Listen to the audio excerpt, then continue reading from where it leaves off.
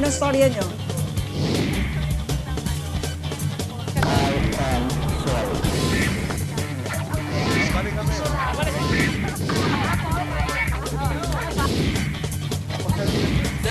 Sikat ako. Sikat ako. Sikat ako. Wait. After the program.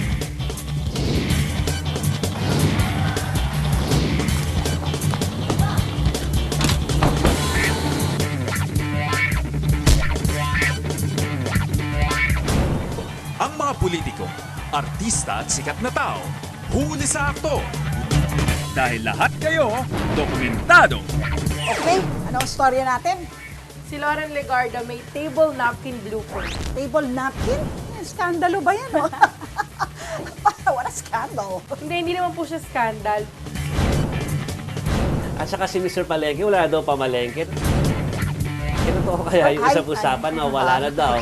Pera itong si Mr. Mar Rojas. Hirap paniwalaan yan. Luchi, itong si Edo Manzano, akalain mo hindi pala game na pag-usapan ang love life niya. At meron ba siya nun?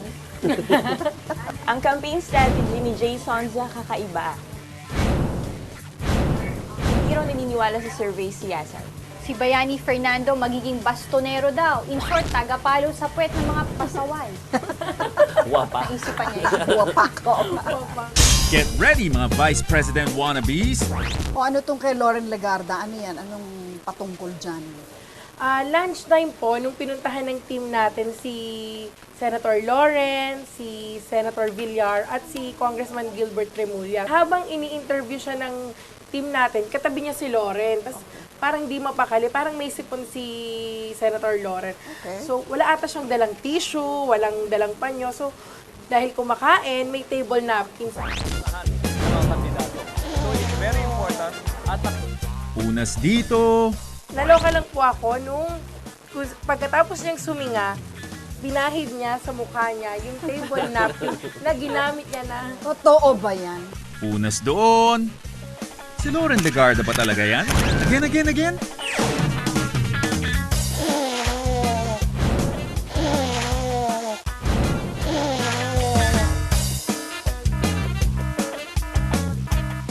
Baka finold niya. Alam mo na, Other environmentalist siya, di ba? Kailangan i-reuse. Use and reuse. Si Lauren ba May- talaga yan? Oo, siya talaga. Baka naman sinipon kasi climate change, you know? Baka po, pabago-bago ang panahon. Kaya, Bilang isang United Nations Ambassador on Disaster Reduction and Climate Change Adaptation, alam po natin na nung panahon babalik po tayo dun sa table. So, after interviewin si Gilbert Remulla, si Senator Lori naman ang in-interview ng team natin. And then, tinanong siya about her tree planting campaigns. Ang tree planting ko ay hindi pangangampanya dahil 20 years na ako nagtatanim ng punong kahoy, 2 milyong puno. Yun ang aming pagkakaisa ni Senator Villar at buong team sa 1 milyong puno. Pagsanib mo yan at aming hinahamon ang buong Pilipinas, 90 million trees. And then, habang sinabi nung team natin yung pangalan na Jambi Madrigal, parang nag-iba agad yung reaction nito ni Senator Villar. Parang nag-iba yung mukha niya. Parang narinig niya pa lang yung pangalang Jambi. Ang tanong lang po kasi, si Jambi Madrigal sabi niya, Ito ang tinatawag na allergic reaction. Tapos biglang napabulong to si Senator Lauren kay Manny Villar. ang tanong lang po kasi, si Jambi Madrigal sabi, Consult muna kay Bossing.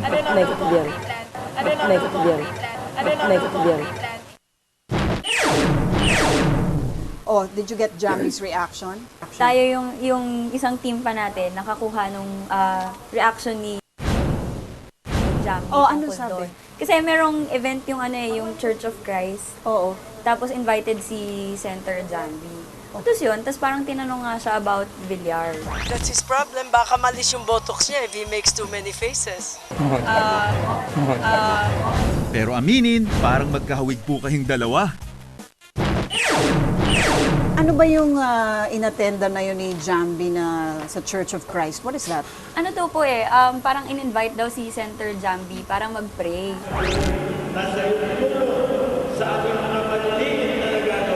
Tapos yun, tapos nagulat siya, pinag-speech siya. Hindi daw niya alam okay. na papag-speech.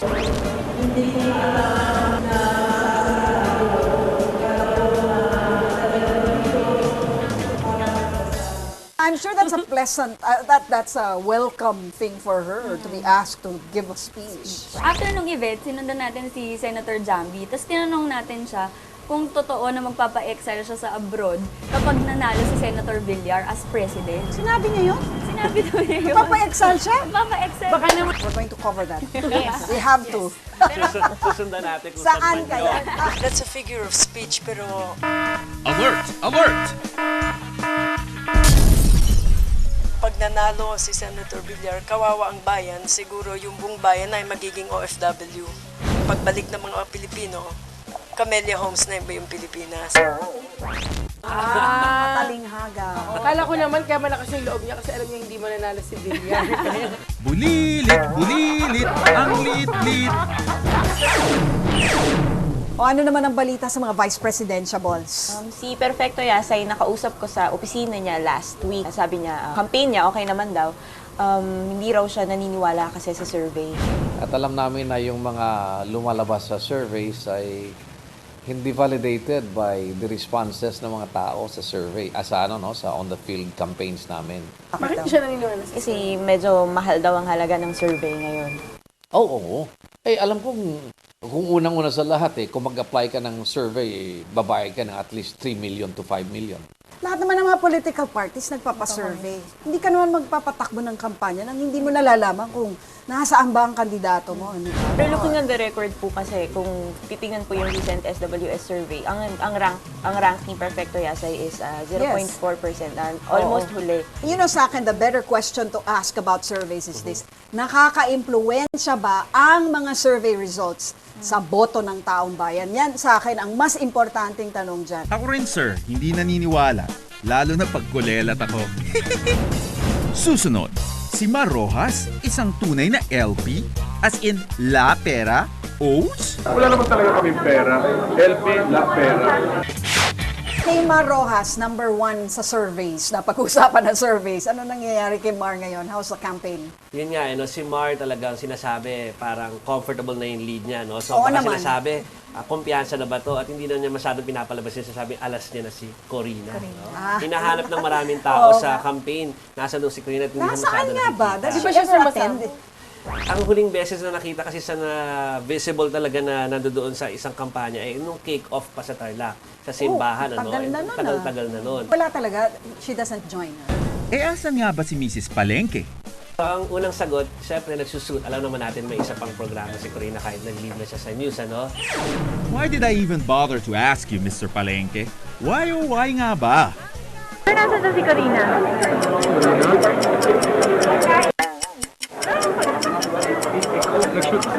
Nag-shoot. Pero nung kinulit pa ng kinulit, sinabi, Picturean mo muna kami. Hindi makakain kung hindi kayo kumain. Di ba kumain tayo? Bakit tayo mo sagutin? Ha? Bakit nga ayaw mo sagutin? Ito marunong ka mag-sagutin. Ang layo ng sagot ni Sarah. Pero sige na nga, let's bogchi muna. at dahil namimilit nga itong si Mar Rojas daw na kumain, so kumain naman talaga itong si Mar, ano? Maraming rice, tapos ang ulam niya, Sir, masarap ba? ulam ay buko pandan. Buko pandan ang ulam? Pwede pala Ang dessert, ano, ginawang ulam. Nakita mo yung video? Masarap na sarap siya kumain ng buko pandan. Ano kaya lasa yun ay? Rice, sarap. Buko pandan, sarap. Pero buko pandan with rice? Lagi mo ba ginagawa yan? Ayos ang food trip niyo, Sarah. O ano pa? Meron kasi napansin si Royces Noy, the board natin na susunod kay Mar. Parang bakit puro radio visits lang ang ginagawa? Radio station visit lately. This week. Bakit? Strategy ba yun? Lately daw, wala nang ginawa kundi bumisita sa mga radio stations sa bawat region na pinupuntahan. Para mga magpa-interview. probinsya, para magpa-interview. So parang sinasabi, wala na daw ba talagang pera ang... Di ba yung pagtitipid lang, sir? Hindi naman, kita. Wala naman talaga kaming pera. LP, la pera. LP, la pera. LP, la pera.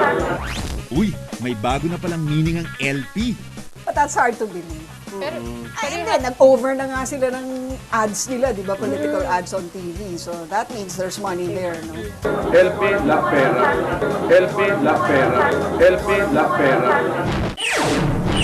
Okay, nakita ko si Jason sa balita ngayon. Ano nangyayari doon?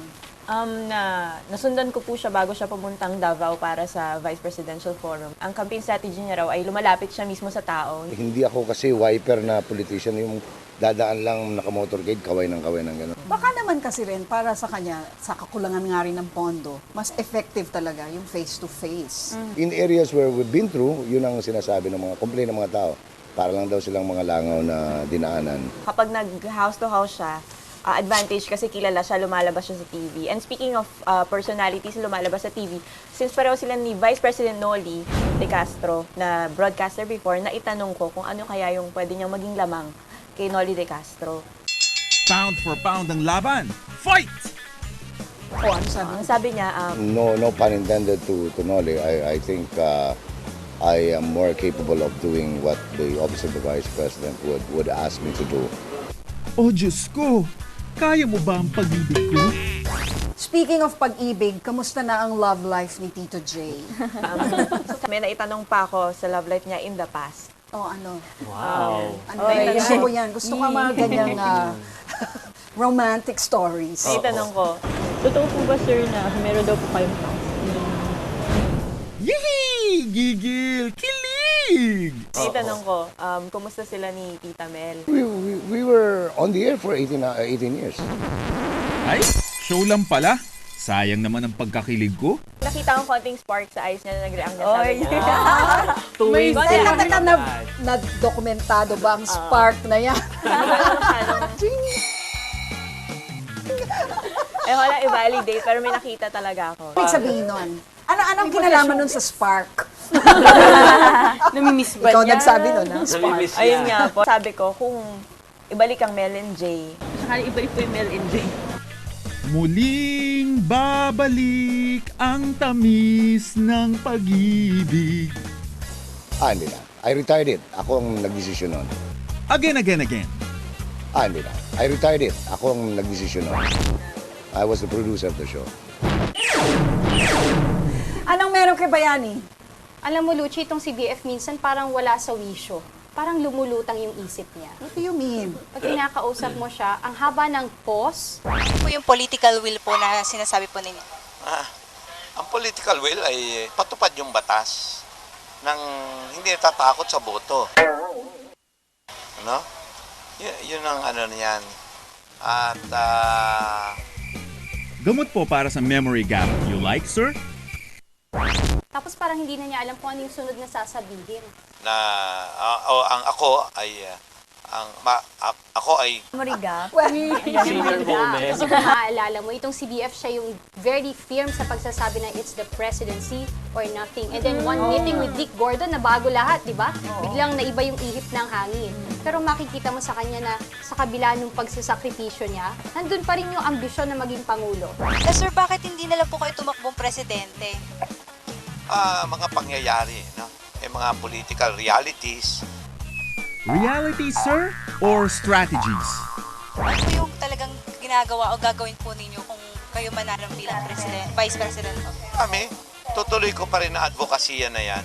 Sabi ko nga, kung pwede ako maging bastonero na tigatulak ng bawat isa, nagawin na kanilang trabaho ng mahusay, tigapalo sa puwet. Inay ko po. Tigapalo sa puwet.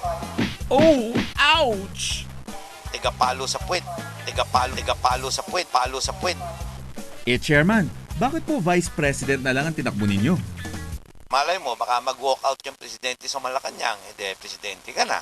Lalayas po talaga ang presidente kasi baka pati siya papaluin nyo.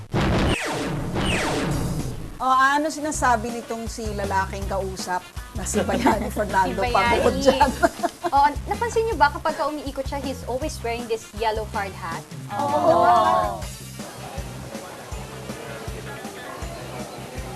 I asked him, sir, what's with the hat? What's with the hat? Well, to tell the world that I'm an engineer, to tell every Filipino that I'm an engineer and this country needs an engineer. Ang taray! Di ba dati siyang lakas kampi? Tapos he was expecting na siya yung maboboto ng partido na standard bearer, pero si Gibo nga ang binoto nila. Lakas dati, pero naglayas. So, anong feeling niya ron? Hindi naman daw siya bitter. Pero husgahan niya na lang yung reaksyon ng mukha niya nung sinagot niya yung tanong. Diba? Ganyan talaga politika. Okay lang lahat. Anything goes yan eh. Totoo ba yan, sir? Susunod, Edu, game na kaya pag-usapan ng nakaraang pag-ibig? Inaano nangyari sa interview mo with Edu? Let's do the papaya dance!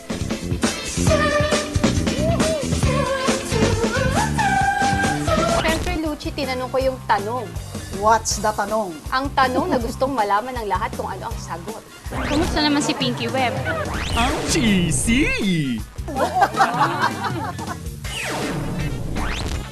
Kumusta na nga sila? Hindi niya ako sinagot. I don't think that has anything to do with the campaign. Pero syempre, hindi ako nagpapigil. Nagtanong ulit ako. Eh sir, yung umiikot na usap-usapan, hindi naman daw po totoo yung breakup. Game ka na ba, Edu? Ay, sabi niya. Syempre, hindi pa rin niya ako sinagot. Again, that also doesn't have any place in the campaign. Mukhang hindi ka pa nga game. Let's do the papaya dance na lang. Ano tong balita na wala na raw talagang pondo tong lakas? Tinanong ko rin sa kanya yan. Sabi ko, Sir, pang mahirap daw yung kampanya ni Edu Manzano. Hindi naman pang mahirap para sa lahat. Pero alam mo, Lucci, nung inanunsyo ng Lakas Kampi CMD na si Edu nga yung magiging running mate ni Gibo, that was November last year, naisip ko agad magiging pagandahang lalaki ang laban na to. Yummy!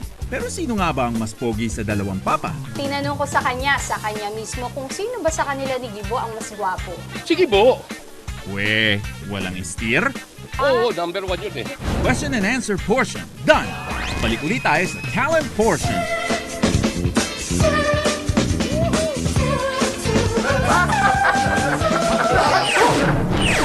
Oh, anything else? Natanong natin sa COMELEC yung tungkol dito sa yung mga lumalabag sa batas na mga politiko. Siyempre, yung mga posters, di ba, meron dapat mga paglalagyan ng posters, ganyan. Takdang sukat. Ayun, yun na nga, madaming lumalabag dito. So, tinanong natin si Rafanan ng COMELEC tungkol dito. Nilalagay nila itong billboards at yung iba pang mga posters sa hindi naman common poster areas. So, puro violation. Revise na lang kaya to Unfair Elections Act. Ang sagot ni Rafanan, talaga namang madaming violators eh. So, parang, pinapalabas ng COMELEC doon na wala silang magagawa na sa mga nagva-violate sa mga batas na to. Kung tama, wala pa akong nakitang tama eh. Sabihin na natin, itong lahat ng ito ay illegal din for another reason. The law is meant to be broken. Parang may mali yata. Ang weird, para saan pa yung batas? Pag hindi nila natanggal itong mga posters, lahat sila kakasuhan natin. Sige na nga. Lucci, tama na muna yung mga usapin tungkol sa politika at saka sa Sige, okay. mga nagpapapogi mga kandidato. Punta naman tayo kay Delphine Bangit. Delphine Bangit, AFP Chief of Staff. Kasi nabansagan na to na siya daw si Totoy Bibo.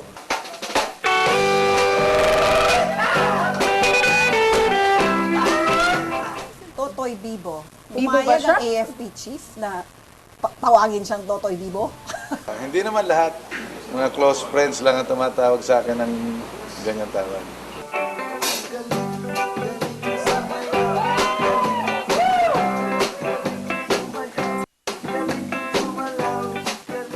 Naka naman, may hidden talent pala si Sir.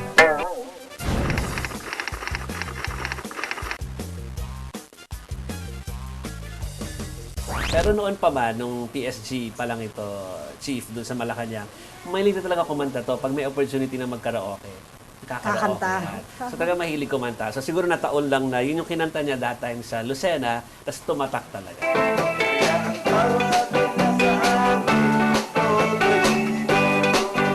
Pero Pero mukhang nagiging gawin na rin ito o kahiligan na rin ng mga ibang sundalo na magsipagkanta. Ah, talaga? So mga sundalo ngayon, kantahan ng kantahan. Magsalang sugitin, bikini mong itim, na alay mo sa akin. Pero lumalabas, Lucy, hindi lang para sa biritan magaling tong si Totoy Vivo. Oo, saan pa? Hulaan niyo. Ballroom dancing? Saan? Sa acting? Sports, golf? Nagkatayo, sirit ako. No. Magaling din siya mag-walk out.